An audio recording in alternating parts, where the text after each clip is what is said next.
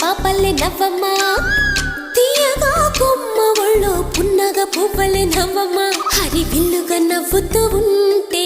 ఎండలో వెన్నెల కాయదా చిరు చల్లుగా నవ్వుతూ ఉంటే కొండైన వాగల్లే పొంగదా నూను మెత్తగా నవ్వుతూ ఉంటే ముల్లైన పువ్వలే తాకదా తొలి పొద్దుగా నవ్వుతూ ఉంటే రాయైన రత్నంగా మారదా